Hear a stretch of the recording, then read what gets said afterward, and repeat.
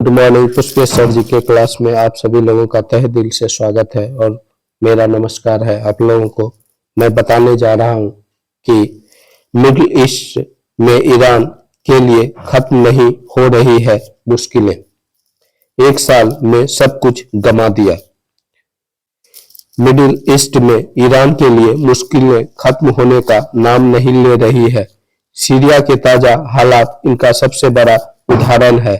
Hamas और Hezbollah के बाद अब असद सरकार का पतन दिखता है। ईरान बीते वर्ष 5 दशक से सबसे कमजोर स्थिति में है। ईरान ने अपने प्रॉक्सी गुटों को खड़ा करने और उन्हें मजबूत बनाने में कई साल लगाए। यह इजराइल के साथ सीधे तौर पर जंग में शामिल नहीं होना चाहता है, इसीलिए उसने हमास और हिजबुल्लाह जैसे प्रॉक्सी गुट का पुरजोर समर्थन किया और डूबती अर्थव्यवस्था के बावजूद ईरान ने प्रॉक्सी गुटों को हथियार और रुपये पैसे से मदद की। लेकिन बीते एक साल से जारी जंग का लेखा जोखा करें तो इसमें सबसे ज्यादा नुकसान अगर किसी को हुआ है तो वह है ईरान। प्रॉक्सी गुटों की कमर टूटी। मिडिल ईस्ट में ईरान के प्रॉक्सी गुट हमास और हिजबुल्लाह करीब एक साल से इजराइल के खिलाफ जंग लड़ रहे थे।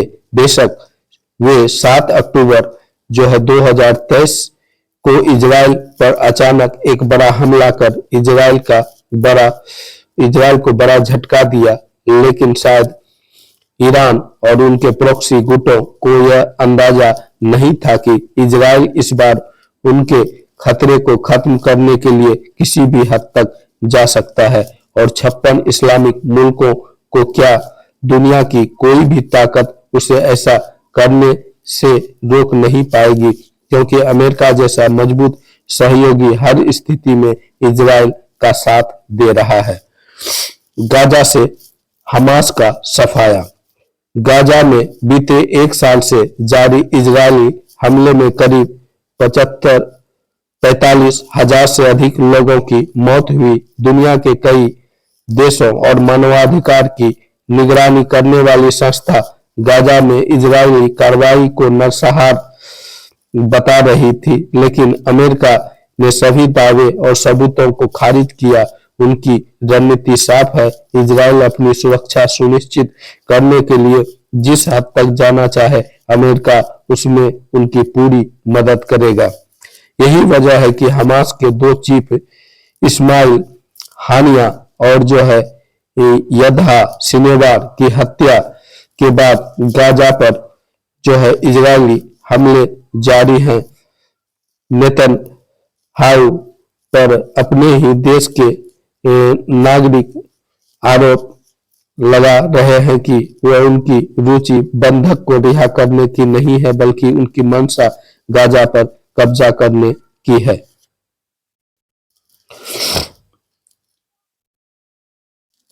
इस्माइल हानिया कब्जा करने की है।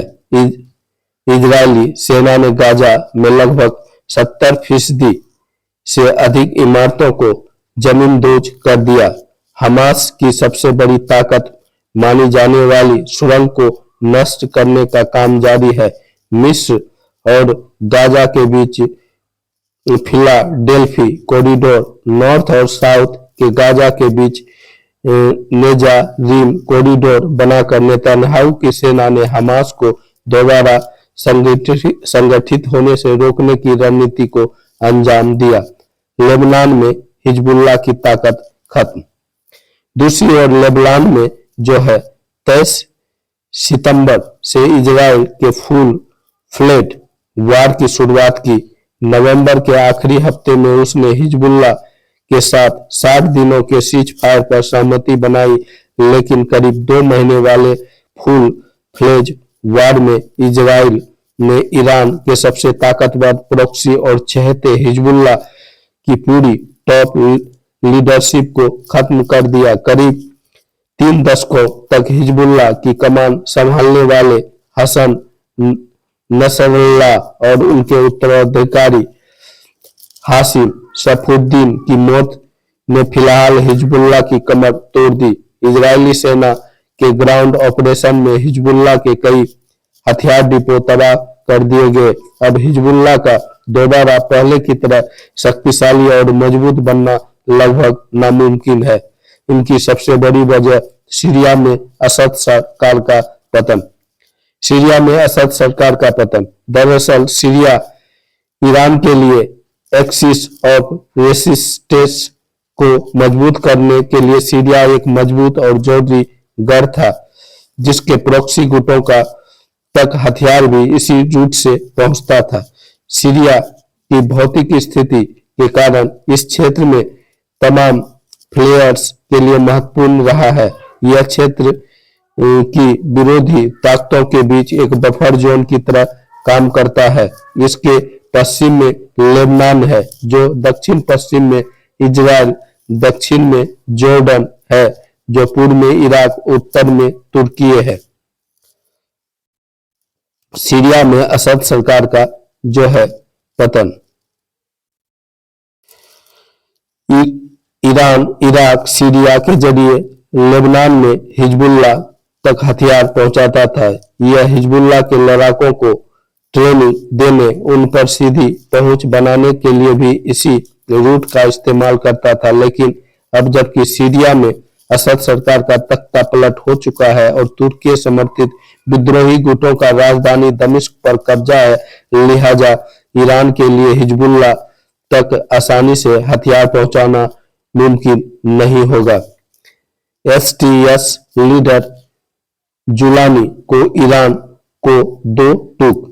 सीरिया के प्रमुख विद्रोही गुट हयात तहरीर अल शाम के लीडर मोहम्मद अल जुलानी ने जीत के बाद अपनी पहली स्पीच में साफ कर दिया है कि जब सीरिया ईरान के इशारे पर नहीं चलेगा, अब जो है सीरिया ईरान के इशारे पर नहीं चलेगा। जुलानी ने कहा है कि ईरान सीरिया की जमीन से लेबनान तक नहीं पहुंच सकता है। अब हमारे देश में ईरान के हथियार नहीं दिखेंगे। एसटीएफ लीडर जुलानी के ईरान को दो टूक। सीरिया के प्रमुख विद्रोही गुट हयात तहरीर अल शाम के लीडर मोहम्मद अल जुलानी ने जीत के बाद अपनी पहली स्पीच में साफ कर दिया है, अब सीरिया ईरान के इशारे पर नहीं चलेगा। जुलानी ने कहा, ईरान सीरिया की जमीन से लेबनान तक नहीं पहुंच सकता। अब हमारे देश में ईरान के हथियार नहीं दिखेंगे। इस बीच इजरायली सेना और अमेरिका भी सीरिया के कई इलाकों में एयर स्ट्राइक कर रहे हैं। रिपोर्ट के मुताबिक इजरायल कब्जे वाले गोलन व्हाइट इलाके के आसपास बफर जोन बना रहा है, यानी इजरायल के चारों ओर से खुद को ईरानी खतरे सुरक्षित करने की कवायद शुरू कर दी। अब साफ है कि अगर ईरान को इजरायल से लोहा लेना है तो उसे सीधे जो है जंग में उतरना होगा, जो कि फिलहाल ईरान के किसी भी स्थिति में मुमकिन नहीं है। अब जो है ईरान जो है छुपा युद्ध जो है आतंकी के सहारे जो लड़ता था इजराइल से, अब उसके लिए संभव नहीं है, क्योंकि अब जो है सीरिया की नई जो है सरकार उसका साथ नहीं देने वाला है। ऐसी स्थिति में उसका जो है हिजबुल्लाह गुट, हमास गुट जो है काफी कमजोर हो गया और जो है हमले में उसकी कमर टूट भी चुकी है इजराइल के हमले में, और जो है सीरिया के साथ नहीं देने के कारण अब ईरान जो है काफी कमजोर स्थिति में आ चुकी है। ओके गाइस, वीडियो कैसा लगा जरूर बताइएगा। वीडियो अच्छा लगा वीडियो को लाइक करें, चैनल को सब्सक्राइब करें। Okay bye.